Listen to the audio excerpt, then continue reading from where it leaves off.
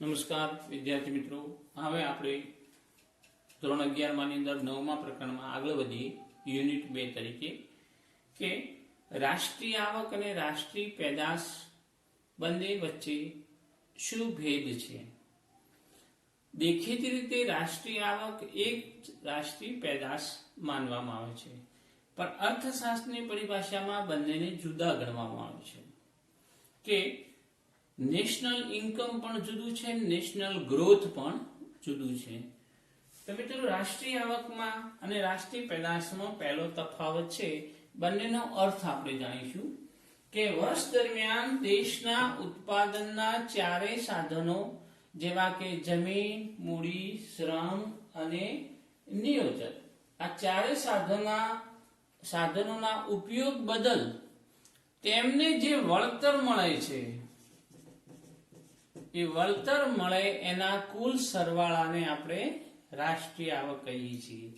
જ્યારે રાષ્ટ્રીય પેદાશની આપણે વાત કરીએ તો વર્ષ દરમિયાન ઉત્પાદનના સાધનોની મદદથી દેશના જુદા જુદા ક્ષેત્રોમાં ઉત્પન્ન થતી અંતિમ સ્વરૂપની વસ્તુઓ, અંતિમ સ્વરૂપની જે વસ્તુઓ અને સેવાઓ છે એનું કુલ ઉત્પાદન મૂલ્યને રાષ્ટ્રીય પેદાશ કહેવામાં આવે છે, નેશનલ ગ્રોથ કહેવામાં આવે છે। આ બંનેનો સૂક્ષ્મ ભેદ છે અર્થની દ્રષ્ટિએ। બીજો તફાવત આપણે જોઈશું કે સૂત્રની દ્રષ્ટિએ। તો અહીંયા એક સૂત્ર આપીશું કે રાષ્ટ્રીય આવક બરાબર જમીનને ભાડું મળે, મૂડીને વ્યાજ મળે, શ્રમને વેતન મળે અને નિયોજકને નફો મળે, આ ચારોનો સરવાળો કરવામાં આવે તો રાષ્ટ્રીય આવક ગણી શકાય। જ્યારે રાષ્ટ્રીય પેદાશમાં રાષ્ટ્રીય પેદાશ બરાબર ખેતી પ્લસ ઉદ્યોગ પ્લસ સેવા, આ ત્રણેય ક્ષેત્રોની અંદર જે ઉત્પાદન થાય છે એ ત્રણેય ક્ષેત્રોનું ઉત્પાદન મૂલ્યને આપણે રાષ્ટ્રીય પેદાશ ગણીએ છીએ। અહીંયા ઉત્પાદનના સાધનોને મળતા વળતરનું મૂલ્ય છે, જ્યારે આ રાષ્ટ્રીય પેદાશ એ અર્થતંત્રના ત્રણ ક્ષેત્રોનું ઉત્પાદન મૂલ્ય છે। ત્રીજો ભેદ પણ આપણે આપવો હોય તો આપી શકાય કે કરવેરા। કરવેરા ની વાત કરીએ તો મિત્રો, સરકારી કરવેરા હોય તો રાષ્ટ્રીય આવક એ રાષ્ટ્રીય પેદાશથી ઓછી હોય છે। જો સરકારી કરવેરા હોય તો રાષ્ટ્રીય આવક એ રાષ્ટ્રીય પેદાશથી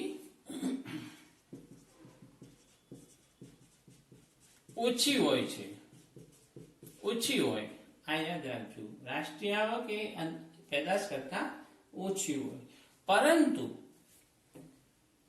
કરવેરામાં રાષ્ટ્રીય પેદાશમાં જોઈએ તો સરકારી કરવેરા હોય તો રાષ્ટ્રીય પેદાશ એ રાષ્ટ્રીય આવકથી વધુ હોય છે, એટલે રાષ્ટ્રીય પેદાશ એ રાષ્ટ્રીય આવકથી વધારે હોય છે। પછી સબસિડીની વાત કરીએ, નાણાકીય સહાય। જો સરકાર સબસિડી આપતી હોય, નાણાકીય સહાય આપતી હોય તો એ સંજોગોમાં રાષ્ટ્રીય આવક અને રાષ્ટ્રીય પેદાશ કેવા હોય છે? તો જો ઉત્પાદકોને સરકાર તરફથી સબસિડી મળે તો રાષ્ટ્રીય આવક અને રાષ્ટ્રીય આવકથી રાષ્ટ્રીય પેદાશ વધુ હોય છે। આ સંજોગોમાં રાષ્ટ્રીય આવક એ રાષ્ટ્રીય પેદાશથી વધી જાય છે. આ યાદ રાખજો.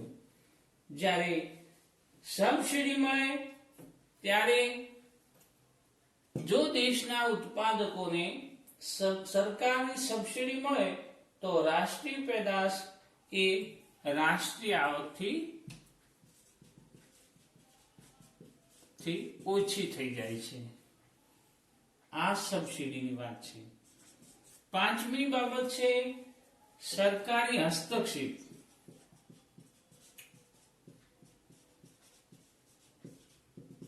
સરકારી હસ્તક્ષેપ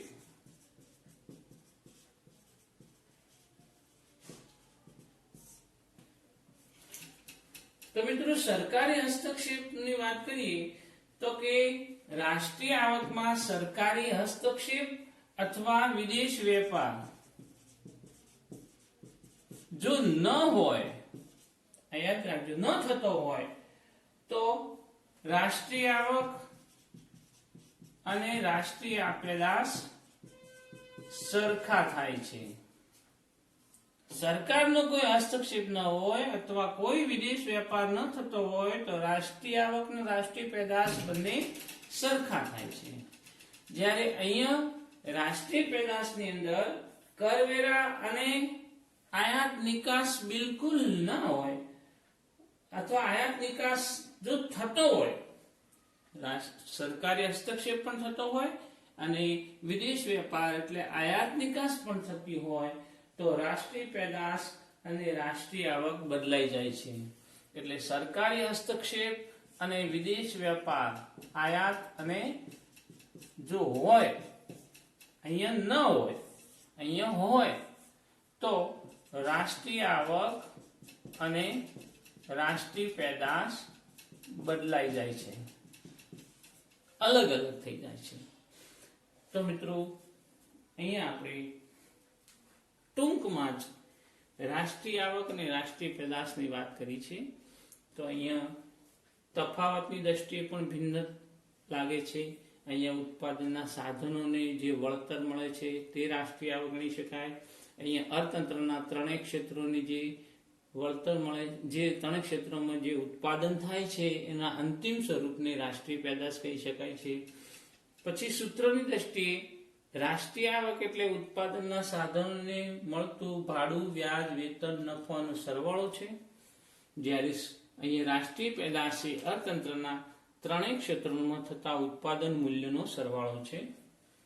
કરવેરામાં જોઈએ તો સરકારી કરવેરા રાષ્ટ્રીય આવક અને રાષ્ટ્રીય પેદાશથી ઓછા હોય છે. જો સરકારી કરવેરા હોય તો રાષ્ટ્રીય આવક એ રાષ્ટ્રીય પેદાશથી ઓછા હોય છે. અહીંયા પણ રાષ્ટ્રીય આવકનું ઉત્પાદન મૂલ્ય બદલાય છે. પછી સબસિડીની દ્રષ્ટિએ રાષ્ટ્રીય આવક અને રાષ્ટ્રીય પેદાશથી વધુ હોય, બરોબર છે. રાષ્ટ્રીય આવક એ રાષ્ટ્રીય પેદાશથી સબસિડી હોય તો વધુ હોય છે. ત્યારે અહીંયા સરકારી સબસિડી હોય તો રાષ્ટ્રીય આવક ઓછી થઈ જાય છે. સરકારી હસ્તક્ષેપમાં વિદેશ વેપાર અને આયાત નિકાસ ન હોય અને સરકારી હસ્તક્ષેપ ન હોય તો રાષ્ટ્રીય આવક અને રાષ્ટ્રીય પેદાશ સરખા થાય છે. જ્યારે અહીંયા આ બંને હોય, સરકારી સબસિડીઓ પણ મળતી હોય અથવા સરકારી હસ્તક્ષેપ અથવા વિદેશ વેપાર થતો હોય તો રાષ્ટ્રીય આવક અને રાષ્ટ્રીય પેદાશ બંને અલગ થઈ જાય છે, અલગ આંક જોવા મળે છે. તો મિત્રો અહીંયા આપણે રાષ્ટ્રીય આવક પ્રકરણની અંદર રાષ્ટ્રીય આવક અને રાષ્ટ્રીય પેદાશ વચ્ચેનો સૂક્ષ્મ ભેદ આપણે જાણ્યો છે. હવે આપણે આગલો ટોપિક યુનિટ 3 માં જોઈશું. અસ્તુ.